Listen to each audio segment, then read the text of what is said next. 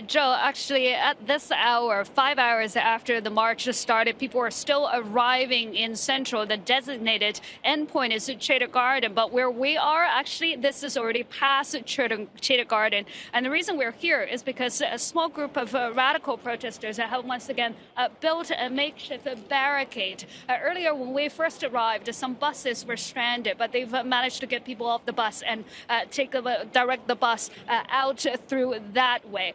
And over there, that's the police. There are dozens of them right now setting their cordon there. And this kind of standoff, we've seen them at multiple locations, several places in Central, several places in Admiralty, and as we heard, actually, a couple crossroads in Causeway Bay as well. Right now, these standoffs are not heating up.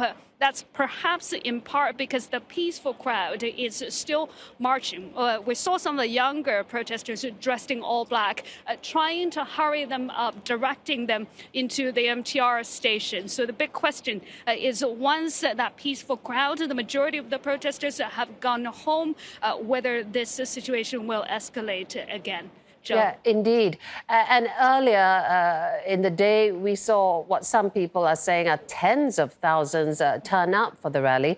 What accounts for this huge turnout?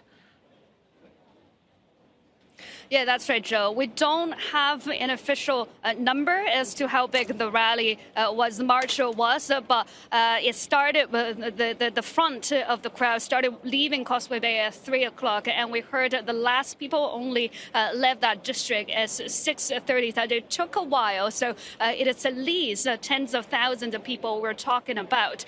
This march is important because it marks the 6 months mark of this protest movement, which has successfully forced the government to withdraw that hugely unpopular bill that would have allowed Hong Kongers to be extradited to mainland China.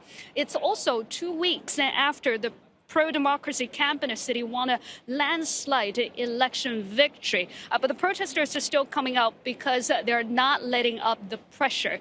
They're still saying 5 demands and not one less. And they're sending a message that the government will have to respond. In fact, a lot of them are saying this is the last opportunity for the government to respond to the peaceful movement. Because remember, this relative peace we've been having in Hong Kong for the past couple of weeks is not just a fragile peace between the government and the anti-government protesters, but it's also a fragile peace between the radicals in the protest camp and a more peaceful, more rational camp of the protest movement. Right now, the hardcore frontrunners are willing to defer to the more peaceful camp, in part because they've been exhausted from the campus sieges recently, but also because they're willing to give the political solution a chance. So without any satisfactory response from the government, in their eyes, this fragile peace, it's a big question how long, whether it's actually, in fact, going to last tonight.